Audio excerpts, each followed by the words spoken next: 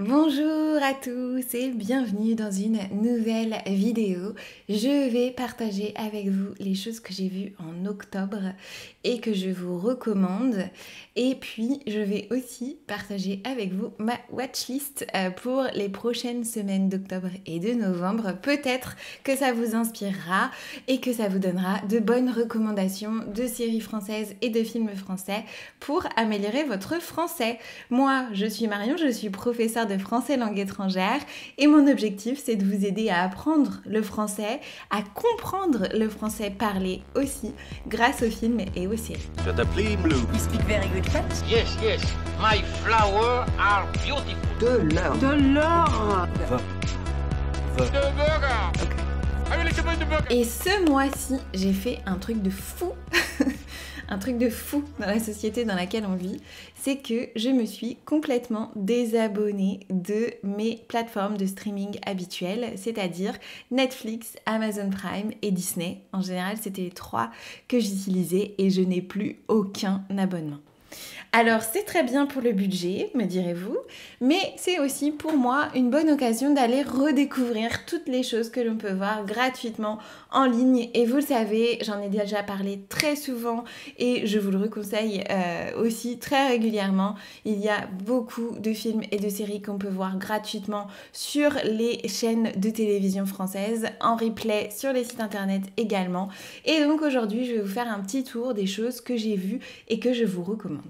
Je commence d'abord par quelque chose que j'ai vu sur arte.tv la semaine dernière, c'est le film Saint-Omer. Ça faisait très longtemps que j'avais envie de voir ce film qui avait eu une très bonne critique et dont la réalisatrice aussi avait été encensée par la critique pour ce film. C'est un film de procès, donc on assiste à un procès pendant tout le film, mais on assiste à ce procès avec différents regards à travers différents personnages. C'est très intéressant, c'est un procès qui met en scène un fait divers qui a vraiment eu lieu, mais donc qui est ici remis en scène, et c'est l'histoire d'une jeune femme qui décide de tuer son enfant. Donc c'est pas vraiment pour tout le monde, attention si jamais vous êtes un peu sensible à ce genre de sujet, mais c'est un fait divers qui avait eu lieu dans le nord de la France, et donc une femme d'origine sénégalaise avait tué, noyé son bébé, et donc c'est tout le procès de cette femme.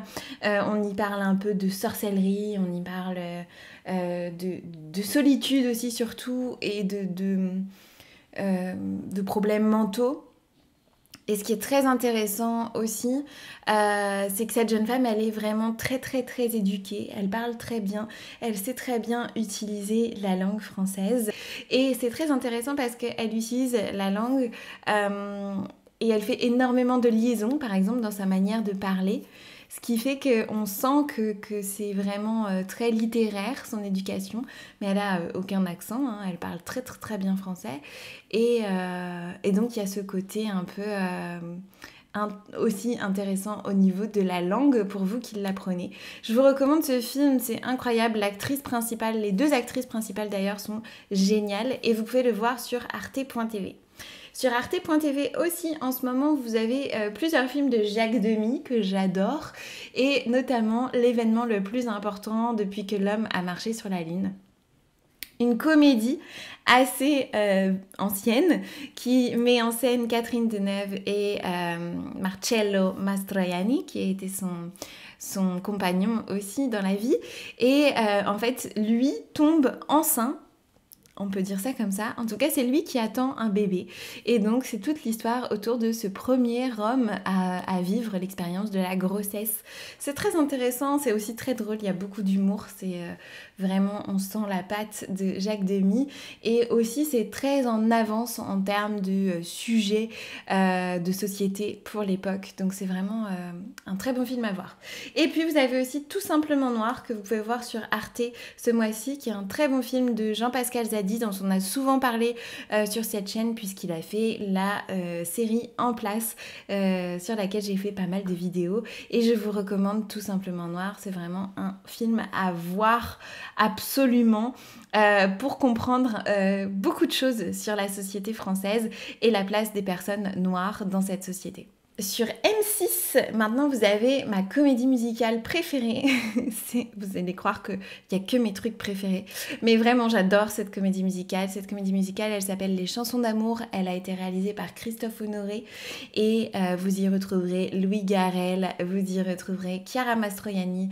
Et vous y retrouverez Ludivine Sagnier. C'est une comédie romantique, mi-dramatique, mi-mélancolique, mais avec des thèmes qui sont chers à Christophe Honoré, comme les types de couples qu'on peut former, la vision du couple, la liberté aussi en amour et dans le couple. C'est vraiment un super beau film que je vous recommande et la bande originale est super. C'est une playlist que je mets régulièrement, surtout en automne, et que je vous recommande. Sur TF1+, il y a une série que j'ai vue aussi le mois dernier qui s'appelle Brocéliande et qui a lieu dans la forêt de Brocéliande en Bretagne. Donc les décors sont magnifiques. C'est une mini-série qui n'est pas extraordinaire mais qui est intéressante à plusieurs points de vue. D'abord, donc c'est une série qui est un peu sur le mode du thriller. On essaye de résoudre une enquête. On essaye de résoudre un meurtre qui a eu lieu il y a 20 ans dans cette forêt de Brocéliande. Il se mêle un peu des choses un peu mystiques, etc. Au milieu de tout ça, mais aussi de vieilles histoires. Et on retrouve dans le personnage principal Nolwenn Leroy, qui est une chanteuse bretonne, très fière d'être bretonne et qui est assez connue en France. Et puis on retrouve aussi quelqu'un qui est un peu secondaire dans la série, mais que moi j'aime beaucoup, qui s'appelle Laurent Deutsch, qui est un acteur et qui est aussi un grand fan d'histoire et il aime beaucoup raconter l'histoire de France en général, mais d'une manière beaucoup plus intéressante. Et donc je vous recommande sa chaîne YouTube qui s'appelle À toute berzingue, ça veut dire très vite, dans laquelle il visite plusieurs villes de France et il fait très rapidement le tour de la ville en y parlant de l'histoire de la ville à sa manière à lui, et ça donne vraiment envie d'en savoir plus sur l'histoire, donc je vous recommande sa chaîne. Et on termine sur France.tv. Sur France.tv ce mois-ci, il y a trop de choses à voir. Donc vous voyez, il n'y a vraiment pas besoin d'avoir des plateformes de streaming. Je vous recommande pour commencer la série de films entre Isabelle Huppert et Claude Chabrol. Si vous ne connaissez pas Claude Chabrol, est-ce que c'est possible? Si vous ne connaissez pas Claude Chabrol, c'est notre Hitchcock français à nous. Enfin, c'était notre Hitchcock à nous. Et il a fait énormément de films avec Isabelle Huppert qui sont extraordinaires. Parmi ceux qui sont ici, je vous recommande bien entendu Merci pour le chocolat et Une affaire de femme et La cérémonie. Enfin bref, tous les films de Claude Chabrol sont extraordinaires et Isabelle Huppert joue très très bien. Mais ça, c'est pas un secret.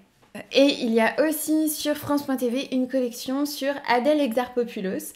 Et moi j'ai vu le film Revenir que j'ai beaucoup aimé, qui parle d'un jeune homme qui revient dans son village de naissance, dans sa famille, après s'être expatrié au Canada pendant longtemps.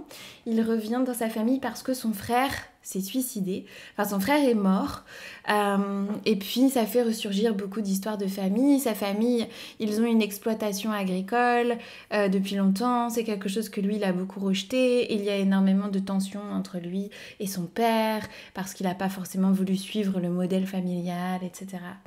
J'ai trouvé ça très intéressant et très joli et très profond. Revenir donc avec Adèle Exarchopoulos et Neil Schneider. Vraiment un très bon film. Et puis, parce que pour changer un peu, j'ai décidé aussi de vous partager ma watchlist, les choses que j'ai envie de voir ce mois-ci. Et la première chose que j'ai envie de voir, c'est quelque chose qui est sur France.tv et qui s'appelle Notre histoire de France, dans laquelle un acteur français, Tom Sisley, nous entraîne à l'intérieur de l'histoire de France. J'ai déjà commencé, donc j'ai déjà regardé les 2 premiers épisodes et en fait ça se passe dès l'histoire de la Gaule et des Gaulois et on va y suivre les différents chefs, rois, etc. De France et toute l'histoire de France, les batailles, mais avec cette manière de raconter beaucoup plus intéressante que dans un cours d'histoire. Donc voilà, j'ai vu 2 épisodes et j'ai très envie de voir la suite. Je veux aussi absolument aller voir Quand vient l'automne, le dernier film de François Ozon au cinéma, dont je vous ai déjà parlé sur cette chaîne, mais qui a une vague histoire de champignons qui aurait été venimeux, offert d'une mère à sa fille. Ça a l'air très très bien, je vous en reparlerai. Dans ma liste aussi, on a Le Fidèle, qui est un film sur France.tv avec Adèle Exarchopoulos et avec Mathias Schoenaerts, cet acteur que vous avez déjà vu dans De Rouillé d'os et dans plein d'autres films.